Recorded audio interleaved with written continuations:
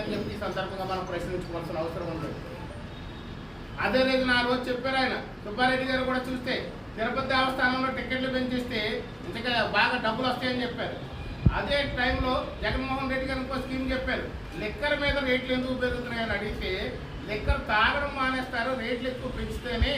Liquor తాగడం మానేయాలంటే రేట్లు పెంచాలి, అప్పుడు లిక్కర్ తాగుతూ అనేది కన్జంప్షన్ తగ్గుతుందని చెప్పి జగన్మోహన్ రెడ్డి గారు చెప్పారు. అదే టైంలో సుబ్బారెడ్డి గారు 300 రూపాయల టికెట్ 2000 ఎందుకు చేయకూడదని చెప్పేసి ఆయన పెట్టారు. అంటే తిరుపతి దేవస్థానాన్ని పూర్తిగా నిర్వీర్యం చేశారు.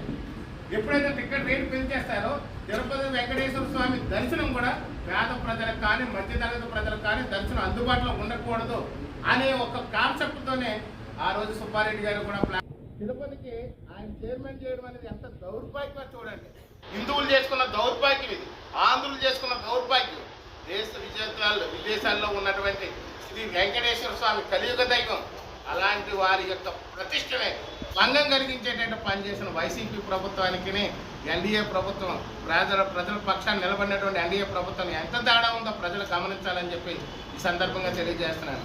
అదేవిధంగా చూస్తే లిక్కర్ విషయంలో ప్రాబ్లమ్స్, ఇళ్ల స్థలాల విషయంలో ప్రాబ్లమ్స్, ఇవన్నీ కూడా మేము పూర్తి స్థాయిలో రెక్టిఫై చేస్తాం.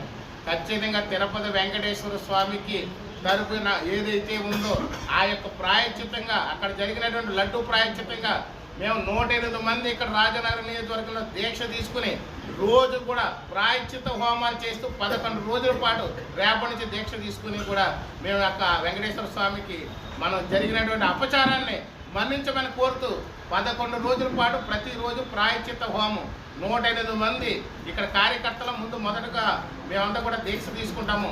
అందులో మహిళలు కూడా ఉంటారు. ఈ యొక్క పవన్ కళ్యాణ్ గారు డిప్యూటీ సీఎం గారు ఏదైతే ప్రాయశ్చిత్త దీక్ష తీసుకుని వారు నడిపిస్తున్నారో